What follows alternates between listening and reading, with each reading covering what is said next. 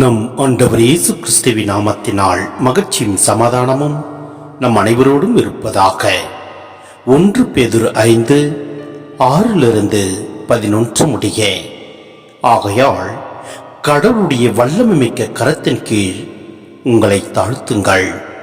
அப்பொழுது அவர் ஏற்ற காலத்தில் உங்களை உயர்த்துவார். உங்கள் கவலைகளை எல்லாம் அவரிடம் விட்டுவிடுங்கள்.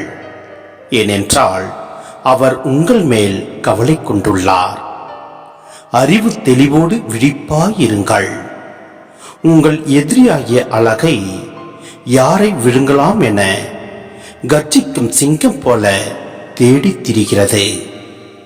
அசையாத நம்பிக்கை கொண்டவர்களாய் அதனை எதிர்த்து நில்லுங்கள். உலகெங்கிலும் உள்ள உங்கள் சகோதர சகோதரிகள் உங்களைப் போலவே துன்பங்களுக்கு உள்ளாகிறார்கள் என்பதை நீங்கள் அறிந்திருக்கிறீர்கள் அல்லவா? எல்லா அருளும் நிறைந்த கடவுள் இயேசு கிறிஸ்துவுக்குள் என்றும் நிலைக்கும் தம் மாட்சியில் பங்கு கொள்ள உங்களை அழைத்திருக்கிறார். சிறிது கால துன்பங்களுக்கு பின் அவர் உங்களை சீர்படுத்தி, உறுதிப்படுத்தி, வலுப்படுத்தி நிலைநிறுத்துவார். அவரது வல்லமை என்றென்றைக்கும் உள்ளது. ஆமேன்.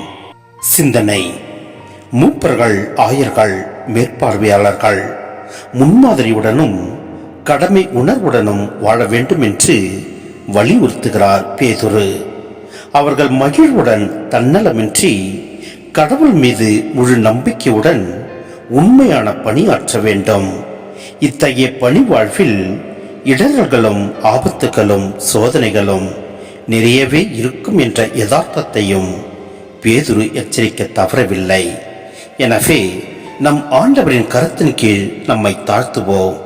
அப்பொழுது ஏற்ற காலத்தில் நம்மை உயர்த்துவார். நம்மிடம் இருக்கும் கவலைகளை அனைத்தையும் அவரிடம் விட்டு விடுவோம். அவர் நம்மை தெரிந்து வைத்துள்ளார். எனவே ஒருபொழுதும் நம்மை கைவிட மாட்டார். நம் ஆண்டவரின் வார்த்தைகளை உள்ளுற உணர்ந்து அவர் பட்ட பாடுகளை நம் மனதில் ஏற்று அவரோடு நாம் ஒன்றித்து வாழ்வோம். எல்லாம் வல்ல இறைவன் நம்மை நிறைவாய் ஆசீர்வதிப்பார். ஆமென்.